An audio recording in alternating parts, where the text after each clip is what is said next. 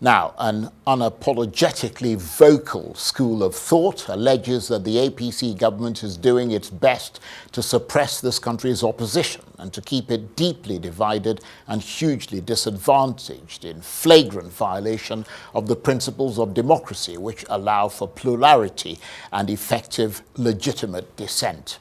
That school of thought is coming from the human rights lawyer and good governance activist Deji Adeyanju. He argues that since democracy is based on political competition, ideally the majority winner becomes the government, while the minority loser should be the people's watchdog, keeping the government on its toes by monitoring and challenging its policies and formulating alternatives. But he says that far from it, the current political situation in Nigeria suggests that both the main opposition PDP and the Labour Party have been hobbled by the ruling APC, which makes effective opposition impossible. So what does all this mean for good governance in Nigeria? And if it is true, how can this be reversed to make this country the great beacon of democracy in Africa that it ought to be? Well, for more on this, I'm joined now in the studio by the human rights lawyer and good governance activist Deji Adeyanju. Great to see you again. Thank you for having me. Thank you for coming in. It's a pleasure to be here. You made a recent statement in the press, which has drawn a lot of flack in your direction. Yes, indeed. Well, you're a lawyer, so I guess you know what kind of flack. I mean, there are threats of sort of lawsuits and allegations of defamatory remarks and so on coming from Umar Damagum, who is the national chairman, the acting national chairman of the PDP, and Sam Anyanwu, the acting national secretary. Both of them threatening to sue over your remarks. What is your reaction to that? Very simple. That I'm happy, I'm excited that it has gotten their attention. The idea behind these remarks, a majority of these remarks, is for people in opposition to be alive to the responsibility of holding government accountable at all levels. That the PDP and the Labour Party have not held government accountable, and that they have not been credible oppositions. They've not been a veritable opposition to the APC government, and that they must do better. You know, for me, basically, I'm of the opinion that if rhetorical statements were made concerning people and they feel that they want to sue me, so be it.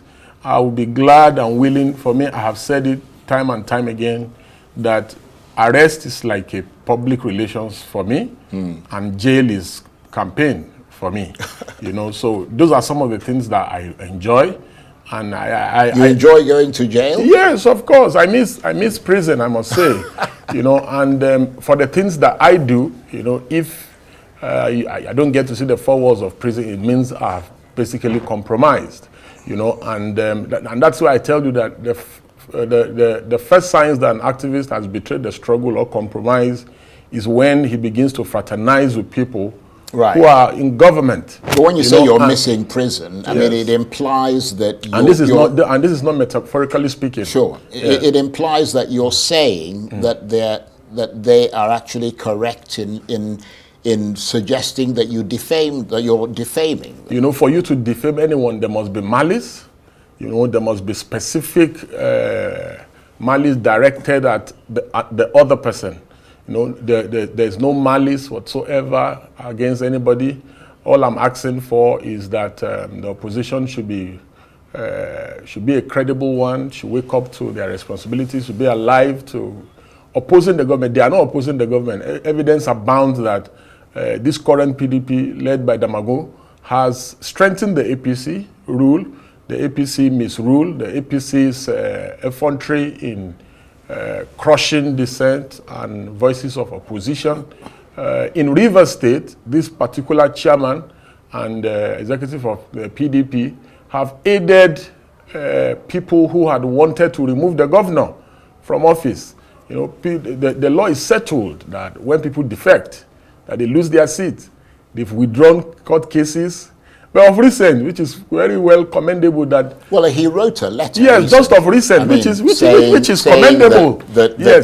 Asking INEC to hold... Yes, which is commendable. Yeah. When they do something wrong, we must hold them accountable. And Right. when they do the right thing, we must also commend them. Even this recent letter that they wrote, the Nigerian people do not believe or trust that the intentions were right. They feel it was more or less of a face-saving, which I also agree, a face-saving measure.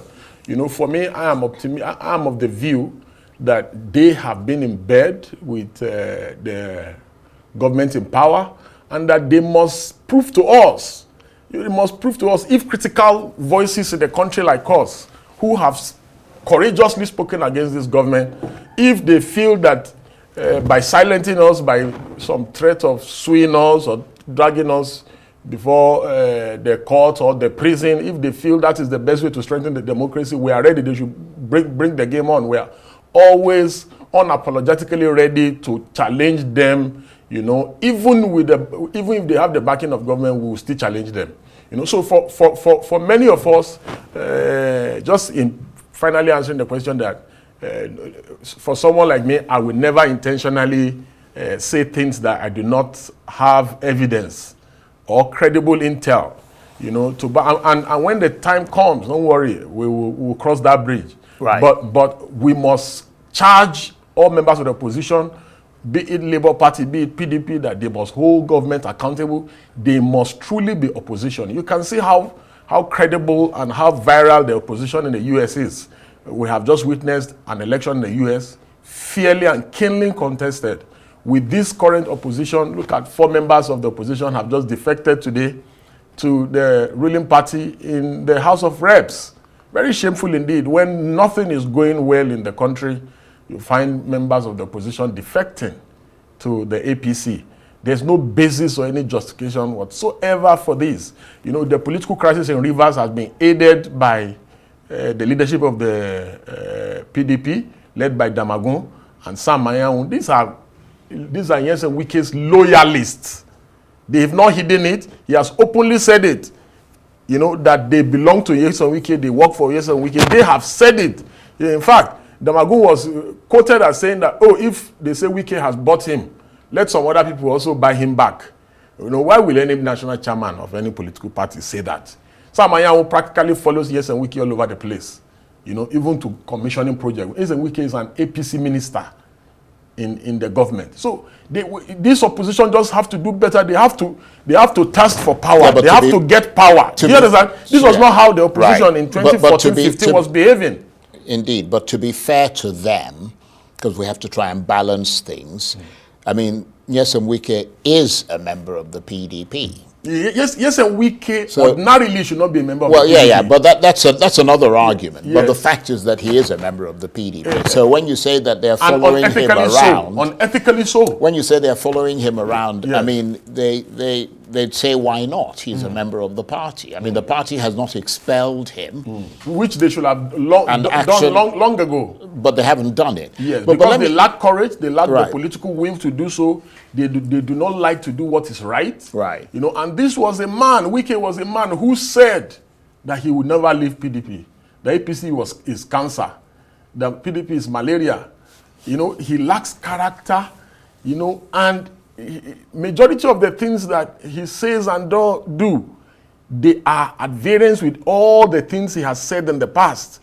Right. Well, let me take you up on some of the specifics, because you did say that, broadly speaking, I mean, obviously there's nothing wrong with criticizing the strength of the opposition generally, but I think there were some specific things. You said, for example, that the national chairman of the PDP, Umar Damagum, you accused him of serving tea in the house of President Tinubu's chief of staff, Femi Gbajabiamila, and you also accused the PDP's national secretary, Sam Anyanwu, of serving kilishi in Mr. Gbajabiamila's house. And that's because you allege that they essentially serve the interests of President Tinubu. Absolutely. I imagine that you perhaps didn't mean that literally. Of course, they know that it wasn't literally.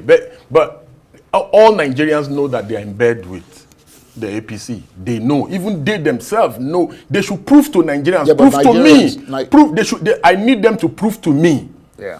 But that they are not can't- in bed with Nigerians the APC. can't know that Why- because they why- don't have any evidence. Oh, to okay, why, support. why wouldn't Nigerians know when these people are not doing the job of opposition? They are not. In the context that an opposition must be critical of government, an opposition must take steps to make sure that the government is put on its toes, an opposition must confront the government when the need arises. And that is why I said, you know, legally speaking, so many things to be, I'm keeping so many things close to my chest, and I can tell you for the fact that these guys will eventually prove me right. And the way they are going to prove me right is that they will do things to show you that indeed they work for the government and they are with the government. I want a situation where, for instance, when I saw the letter written by the Damagum NWC, I was happy. I told myself, I said, this is what opposition You mean about should Rivers? be. Yes, State, about yeah. Rivers. I was happy.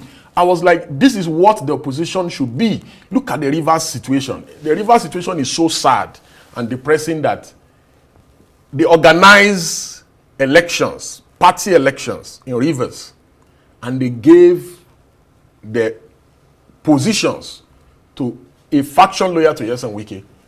Yeson Wike is not the governor of Rivers State. Yeson Wike, you cannot be governor in the FCT and governor in Rivers at the same time. You must choose one.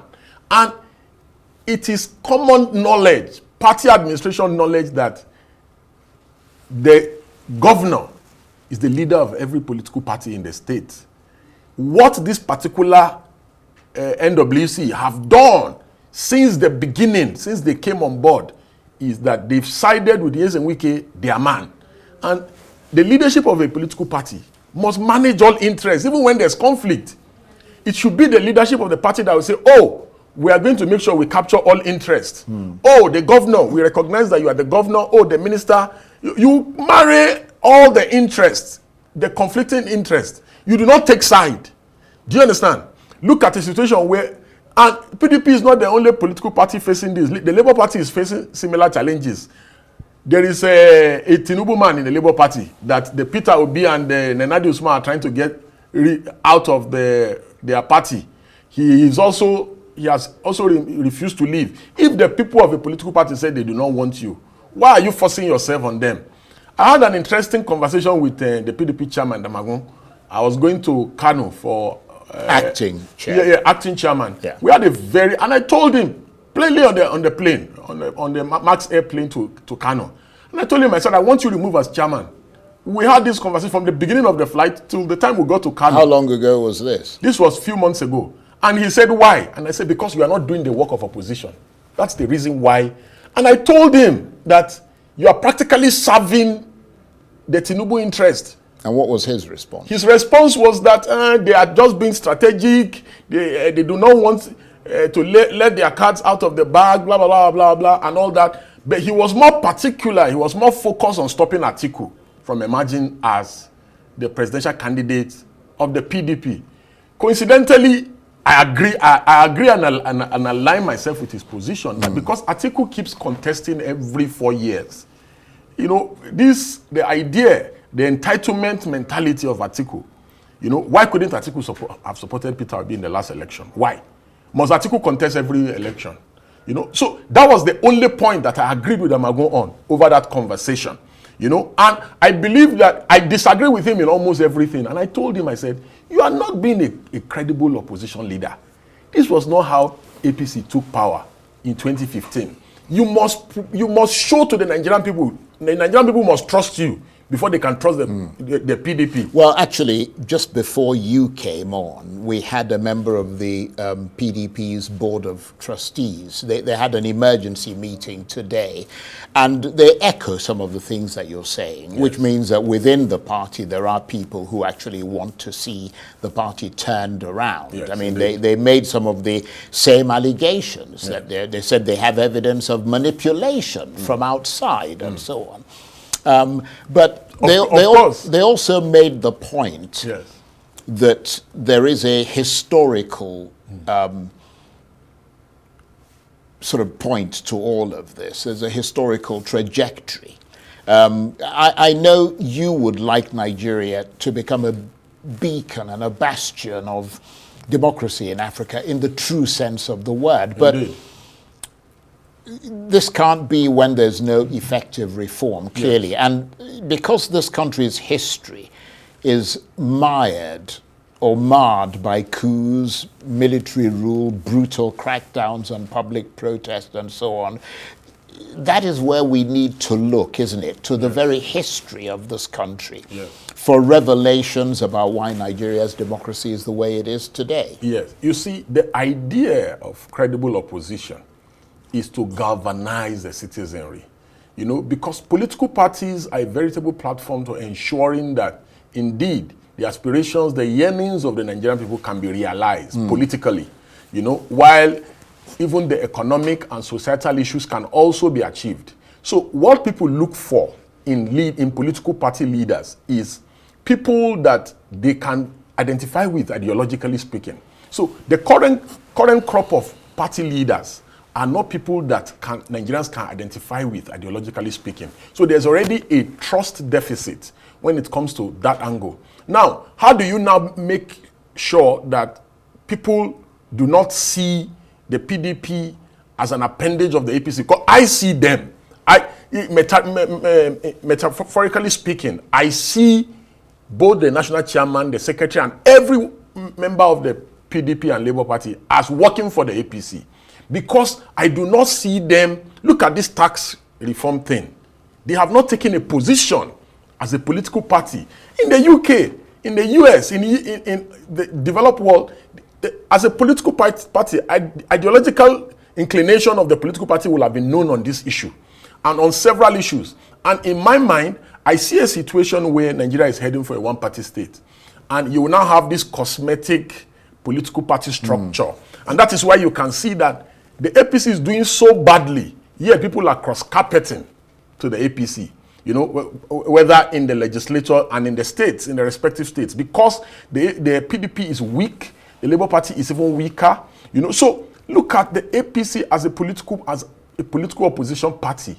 In 2013, 14, 15, they were doing membership drives. You know, they were inspiring hope in the country. They stood in support of the Chibok girls. You know, issues of insecurity, those were on the front burner. They provided a veritable opposition to the then PDP-led government. So I am not saying that.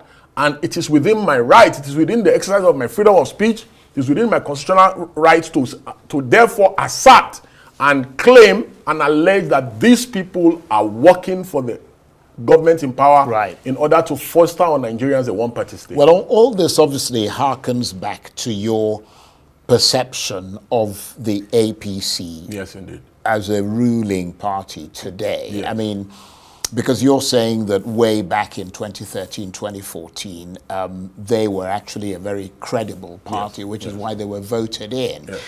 Is there any area that you see, for example, the Tinubu administration doing any good today? Is there any action that they have taken that you think deserves commendation? Yes, in terms of, for me, I would say, if not for this new terrorist group, the Lakurawa group or whatever, I'll say yes, there has been some. The Kaduna Express Road, which was totally conceded to bandits by Buhari, you know, people now go through from Abuja to Kaduna.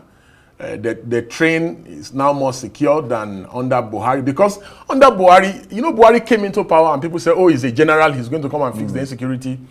As at the time Buhari came, insecurity was restricted to, when Jonathan left, to Borno, Adamawa Yobe. Buhari came and exported insecurity domestically to almost every part of the country.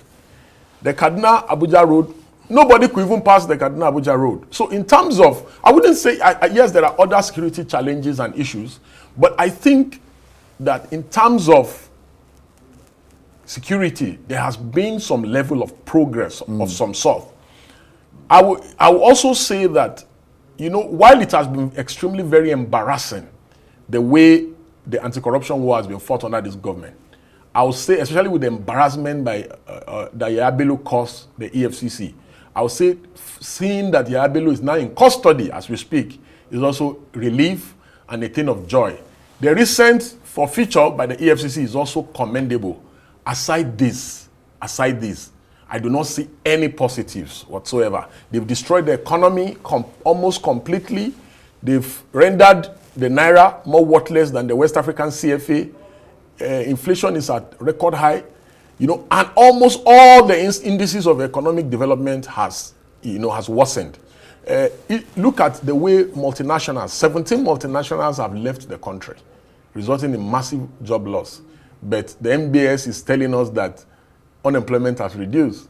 We've lost almost half of our GDP, but the MBS is telling us that that our GDP is growing. This assertion and these statistics, I personally believe is doctored. Even if the MBS let them sue me, but this is my personal opinion. I believe that that we've lost half of our GDP. The indices and the economics have said so. Multinationals are leaving, businesses are dying here. So I don't see how our unemployment rate will be reducing. One of the miracles of the economic doctoring of statistics in Nigeria is Imo State pay in terms of VAT remittance to the federal government is the last, is number 36. And in terms of tax, payment of tax, Imo State is number 20 on the index. But miraculously, Imo State GDP is the fourth largest in the new GDP ranking. This is the kind of abracadabra statistics and economics that we run in Nigeria. Well, I mean, listening to you, one would get enormously downcast because the government, from your point of view, is not doing the right job and there is no effective opposition. Yes. So what happens? Yes, you see, left to me, I say I want a situation where everyone should come together. Damagum, Julius Abure, everyone. Even though I'm not a member of the opposition, I'm a critical opposition voice to the government. See, the distractions of, Atiku wants to be president, Peter Obi wants to be president, Kwankwaso wants to be president, Omoyele Sowore wants to be president. Everybody should keep all the aspirations and the life ambitions and the life goals and the desperation aside. And let's take the APC as our common enemy. And let us face the APC. Because if you do not oppose the government, if you don't provide a credible opposition to the government, we will not have a country where we can do elections in 2027. And this is why, for me, people... Very briefly, because we're out of time. Yes, because for me, people that think that, I'm always antagonizing, I'm always... Sincerely speaking, I want a situation where everyone will come together and see the ruling party as people that we need to hold accountable, people that we need to challenge, and so that we can have a credible and wonderful country to call our own. Okay. And in closing, if Sam Dadi and Damagum feels that my remarks, my metaphorical remarks, were demeaning, I withdraw. Okay. On that note, I want to thank you very much indeed. Deji Adeyanju is a human rights lawyer and a good governance activist. Thank you very much indeed. Thank you. Good to see you again. That's it for this edition of Arise Prime Time. Join us again tomorrow from me and the entire team here in Abuja. Bye-bye, and thank you for watching.